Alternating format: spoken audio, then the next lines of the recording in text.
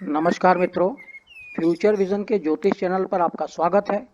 जैसा कि हम सब जानते हैं कि मंगल 5 मई 2020 को राशि परिवर्तन करने जा रहे हैं। 5 मई 2020 से 18 जून 2020 तक मंगल कुंभ राशि में विचरण करेंगे। इन 45 दिनों में आपके जीवन पर इसका क्या प्रभाव पड़ेगा, इसी पर हम चर्चा करेंगे। मेष, वृष और मिथुन राशि पर मंगल के पड़ने वाले प्रभाव के बारे में हम पहले अपने वीडियो में चर्चा कर चुके हैं। आज हम कर्क, सिंह और कन्या राशियों पर मंगल के राशि परिवर्तन से पड़ने वाले प्रभाव पर चर्चा करेंगे।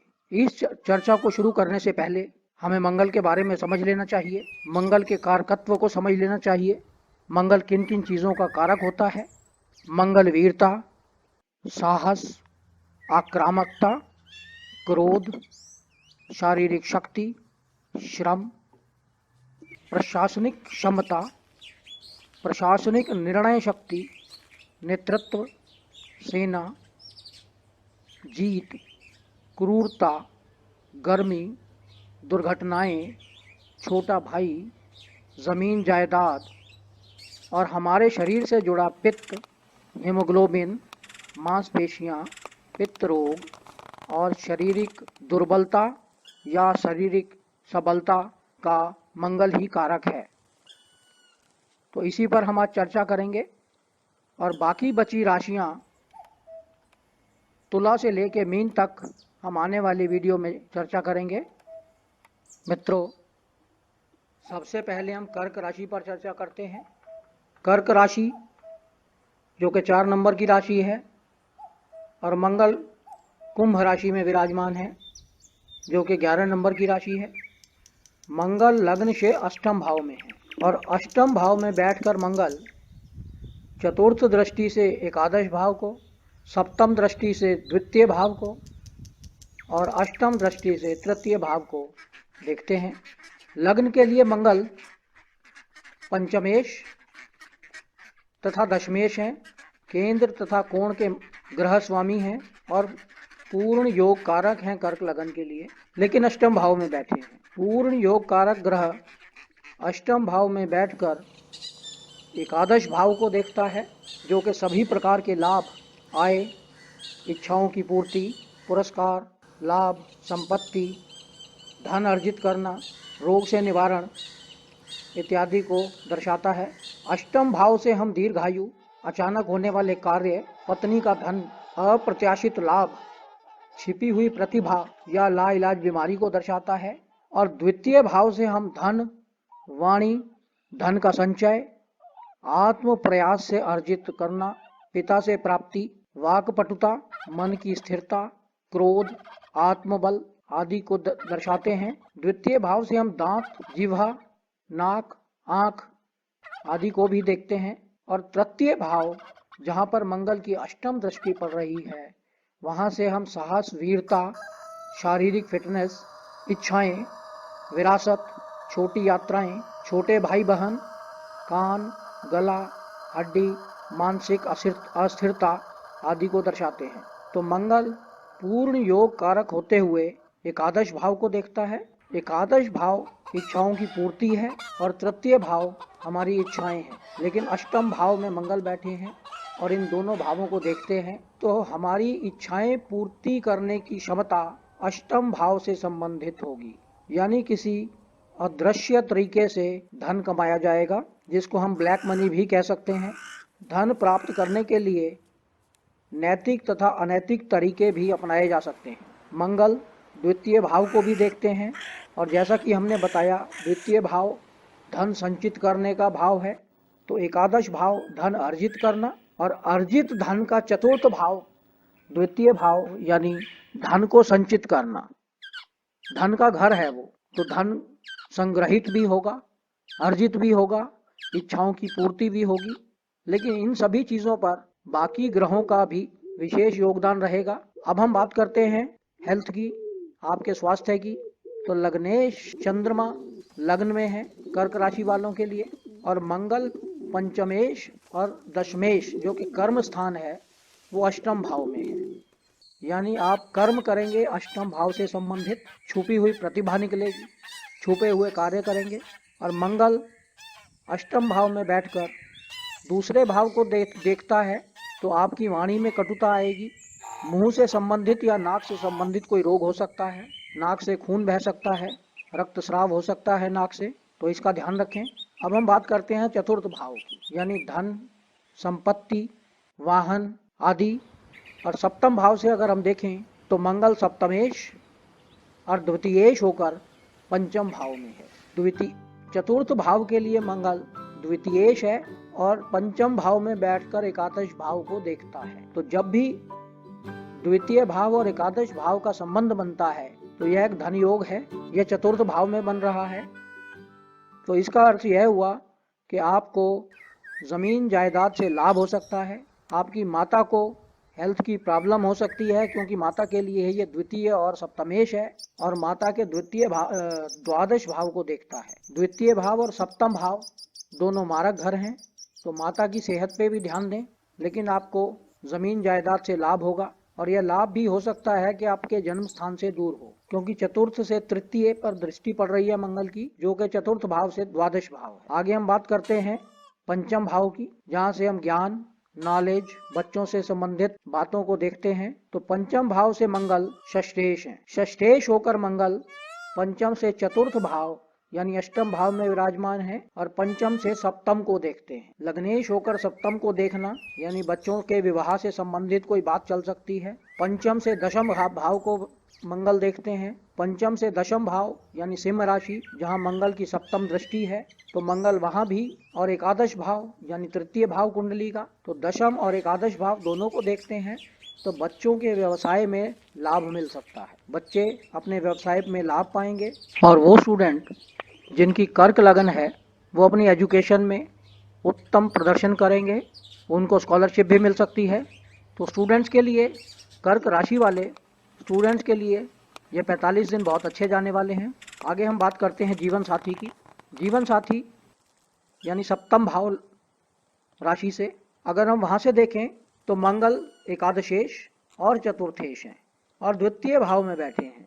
तो यह एक अति उत्तम प्रकार का धन योग है, क्योंकि एकादश भाव का स्वामी जब द्वितीय भाव में आता है तो अर्जित धन संचित होता है। तो पत्नी की तरफ से या पति की तरफ से या यूं समझिए कि आपके जीवन साथी की तरफ से धन संचित होगा। और मंगल क्योंकि चतुर्थ भाव का भी स्वामी है तो यह जमीन जायदाद से संबंधित भी हो सकता है।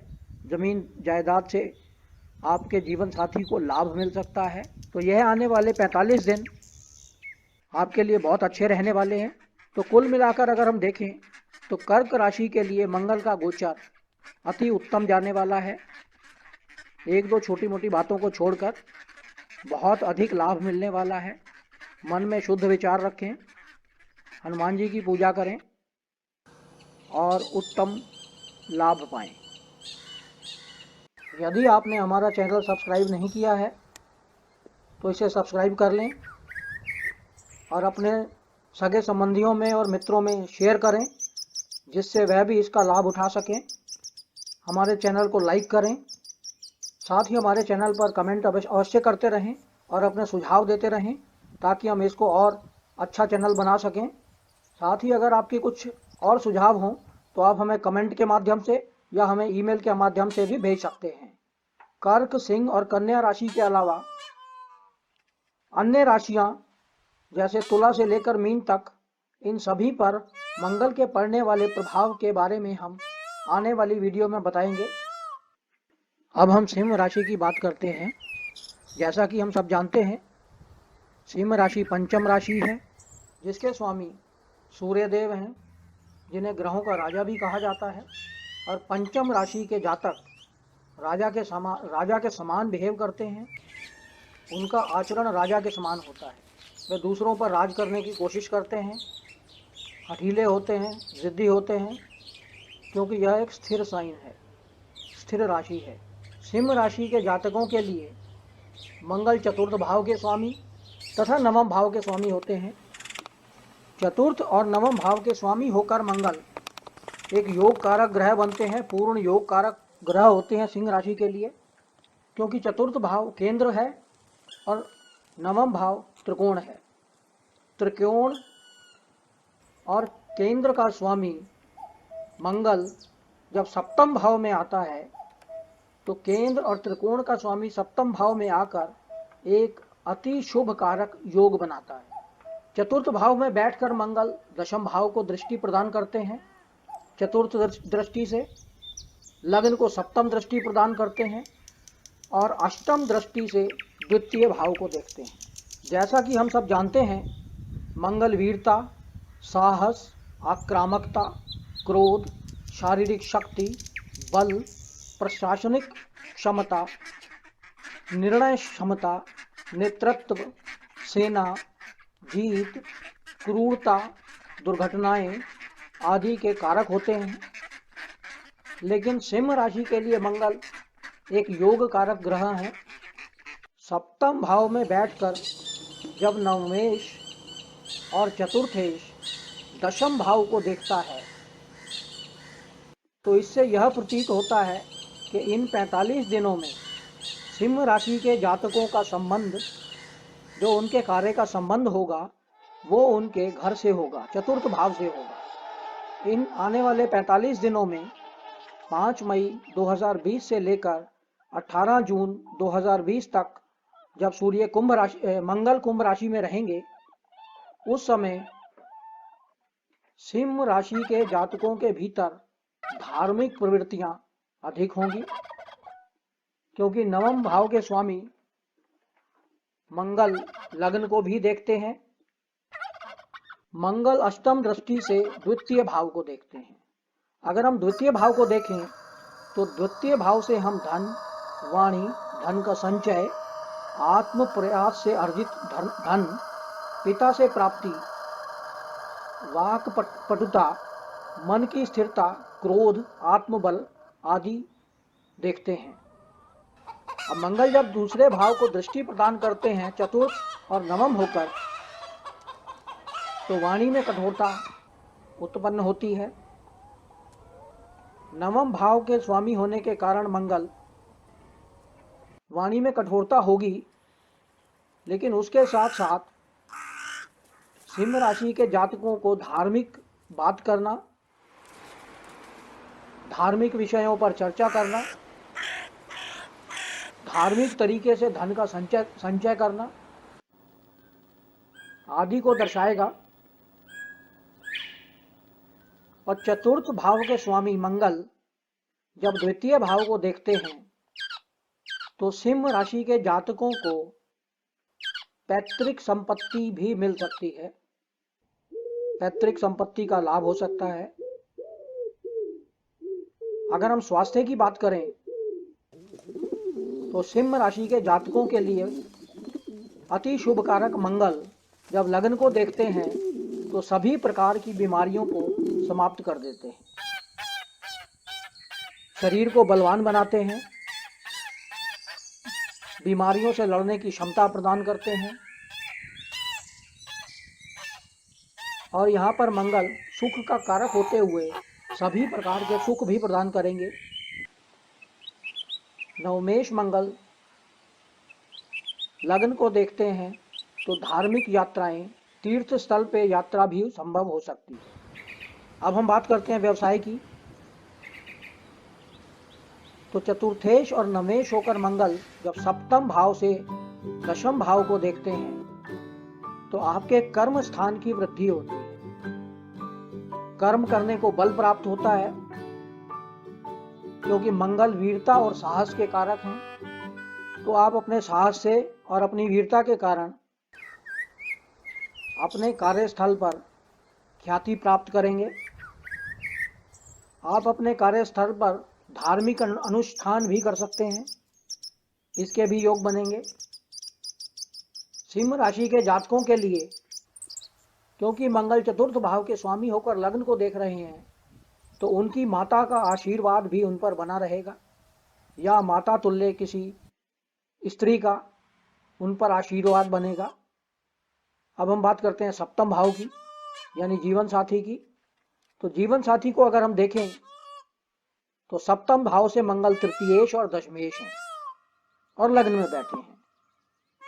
तो यह दर्शाता है कि जीवन साथी के व्यवसाय में वृद्धि होगी, जीवन साथी का व्यवसाय घर से चलेगा, उन्हें प्रयास अधिक करने पड़ेंगे लेकिन व्यवसाय अति उत्तम होगा। तृतीयेश होकर लग्न में आए मंगल यानी सप्तम भाव में आए मंगल, जीवन साथी का लग्न हुआ, वहाँ बैठे मंगल लग्न को देखते हैं तो यह दर्शाता है कि आपके जीवन साथी के छोटे भाई या बहन इन 45 दिनों में अगर कहीं बाहर रहते हैं तो मिलने आ सकते हैं। अब हम बात करते हैं पंचम भाव की, जहाँ से हम संतान या एजुकेशन देखते हैं, पढ़ाई देखते हैं बच्चों की। तो पंचम भाव के लिए मंगल द्वादशेश और पंचमेश है। द्वादशेश और पंचमेश होकर मंगल का तृतीय भाव में बैठना शुभ संकेत है। कुछ खर्चा बढ़ सकता है लेकिन सिंह राशि वाले जातकों के बच्चे, आपकी संतान पढ़ने में मेहनत करेगी और उसका अच्छा परिणाम आएगा। यदि सिंह राशि के जातक स्वयं विद्यार्थी हैं तो उनको भी पढ़ाई में बहुत अच्छे परिणाम मिलेंगे।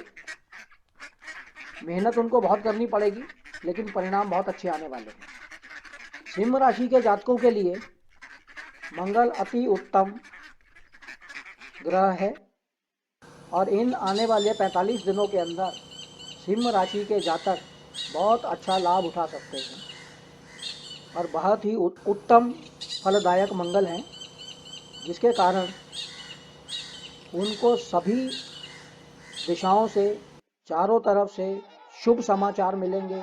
किसी प्रकार की कोई भी समस्या नहीं आएगी और यह सब निर्भर करेगा बाकी ग्रहों की स्थिति पर भी, क्योंकि हम केवल मंगल की गोचर की बात कर रहे हैं।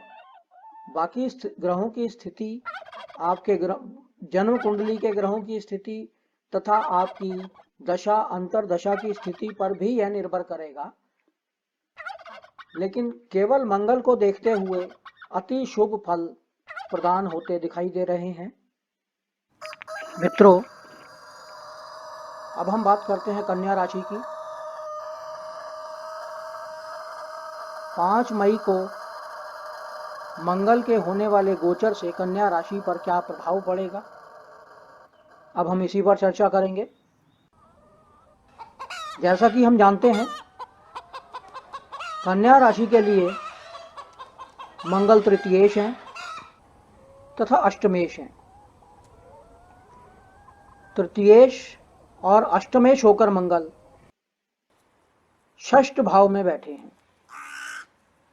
इसका अर्थ यह हुआ कि जब भी कोई अष्टम भाव का स्वामी षष्ठ भाव में आता है तो वह एक विपरीत राजयोग बनता है और यहाँ बैठकर मंगल अपनी चतुर्थ दृष्टि से नवम भाव को, अपनी सप्तम दृष्टि से द्वादश भाव को और अष्टम दृष्टि से लग्न को देखते हैं।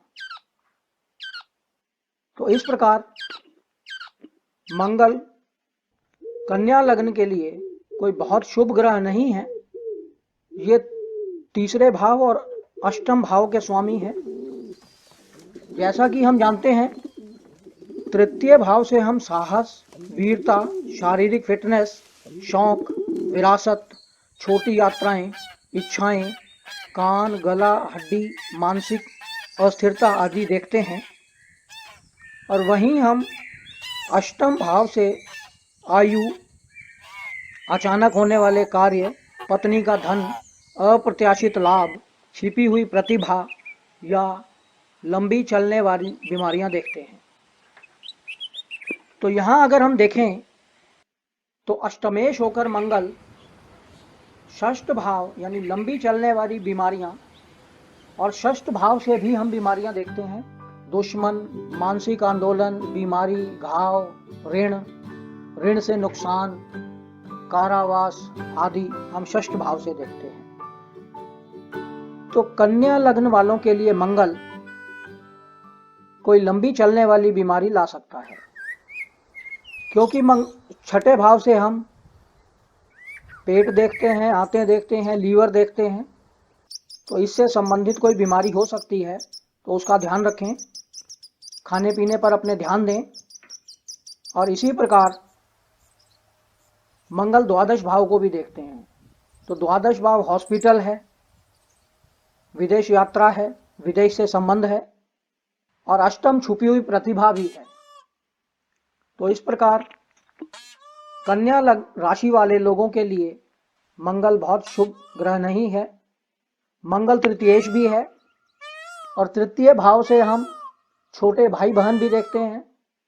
तो छोटे भाई बहनों का छठे भाव में जाना और वहां से लग्न को देखना, तो इसका अर्थ हुआ कि छोटे भाई बहन आपसे कुछ इच्छा रखते हैं, आपकी तरफ देखते हैं, कुछ आशाएं हैं उनकी आपके प्रति जो आपको पूरी करनी पड़ेंगी।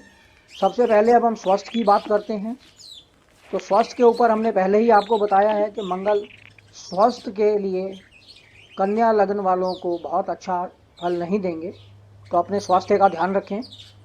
इसी प्रकार अब हम बात करते हैं जीवन साथी की। अगर हम जीवन साथी की बात करें तो जीवन साथी के लिए मंगल द्वितीयेश हैं और नवमेश हैं। नवमेश और द्वितीयेश होकर लग्न में बैठना तो अच्छा संकेत है आपके जीवन साथी के लिए, लेकिन मंगल द्वादश भाव में विराजमान है। अब नवमेश और द्वितीयेश का द्वादश भाव में पहुंचना यानी जो संचित धन है उसका व्यय हो सकता है, जो आपकी छठे भाव में है, यानी पत्नी द्वारा संचित धन आपकी बीमारी पर व्यय हो सकता है। साथ ही यह नवमेश भी है पत्नी के लिए, तो पत्नी का भाग्य उदय किसी विदेश से संबंध लाएगा। यदि आपकी पत्नी का कोई व्यवसाय या बिजनेस या सर्विस किसी विदेश से जुड़ी है तो उसमें उनको लाभ होगा। साथ ही पत्नी का द्वितीयेश यानी आपकी कुंडली का अष्टमेश षष्ठ में बैठकर द्वादश को देखता है, जो कि पत्नी के लिए षष्ठ भाव है, तो पत्नी को भी रोग पीड़ा आदि हो सकती है, तो इसका ध्यान रखें। अब हम बात करते हैं आपके व्यवसाय की। तो व्यवसाय में अगर हम देखें तो मंगल दशम भाव से एकादशेश है और षष्ठेश है। षष्ठेश और एकादशेश होकर दशम भाव से नवम भाव में है, यानी आपके षष्ठ भाव में है। तो व्यवसाय को किसी प्रकार का यह नुकसान नहीं पहुंचाएगा, मेहनत करनी पड़ेगी आपको। आपके नवम भाव को देखता है तृतीयेश, यानी आपका भाग्य उदय या आपका भाग्य साथ देगा जब आप मेहनत करेंगे, और बहुत ज़्यादा मेहनत करवाएगा ये आपसे, तब इसका लाभ आप ले पाएंगे। अब हम बात करते हैं आपकी संपत्ति की, ज़मीन जायदाद की, माता की। अगर हम चतुर्थ भाव से देखें तो मंगल पंचमेश और द्वादशेश है। पंचमेश और द्वादशेश होकर मंगल तृतीय भाव में बैठे हैं और माता के षष्ठ भाव को देखते हैं। यह माता का षष्ठ भाव है, तो इस प्रकार माता की भी सेहत का आपको ध्यान रखना पड़ेगा, क्योंकि माता के लिए द्वादशेश भी हैं और तृतीय भाव में बैठे हैं, तो इसका खास विचार करें, माता की सेहत का या उनके स्वास्थ्य का ध्यान रखें। अब हम बात करते हैं संतान की। तो संतान के लिए मंगल द्वितीयेश और एकादशेश हैं। एकादशेश होकर द्वितीय भाव में मंगल का बैठना एक धन योग दिखाता है। पंचम भाव के लिए मंगल चतुर्थेश और एकादशेश है और द्वितीय भाव में बैठा है, तो आपकी संतान को जमीन जायदाद से लाभ हो सकता है, धन लाभ हो सकता है, धन संचित हो सकता है। यहाँ से चतुर्थ भाव का स्वामी मंगल द्वितीय भाव में है, तो बच्चों की पढ़ाई में, उनकी शिक्षा में वृद्धि होगी और बच्चे बहुत अच्छा प्रयास करके अच्छे नंबर लेके आएंगे। तो इस प्रकार मंगल कन्या राशि के लिए ना तो बहुत अच्छा शुभ फल देंगे, ना बहुत खराब फल देंगे, लेकिन कन्या राशि वालों जातकों के लिए उनके बच्चों की तरफ से बहुत अच्छे परिणाम आएंगे।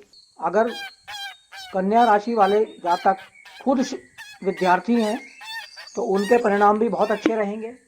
इन आने वाले 45 दिनों में आपसे अनुरोध है कि चंद्रमा का मंगल का उपाय करें, मंगल का उपासना करें, मंगल की पूजा करें, हनुमान जी को बूंदी का भोग लगाएं, हनुमान चालीसा का पाठ करें, मंगल देव सब शुभ करेंगे।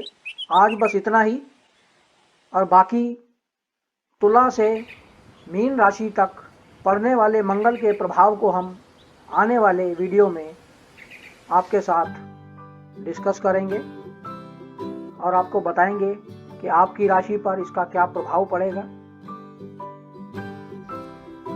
दोस्तों, अगर आपको हमारा यह वीडियो पसंद आया हो तो इसे सब्सक्राइब करें, लाइक करें, शेयर करें, साथ ही हमारे वीडियो पर कमेंट अवश्य करें और बेल आइकन का बटन दबाना ना भूलें, जिससे आपको आने वाले सभी अपडेट्स मिलते रहें। धन्यवाद।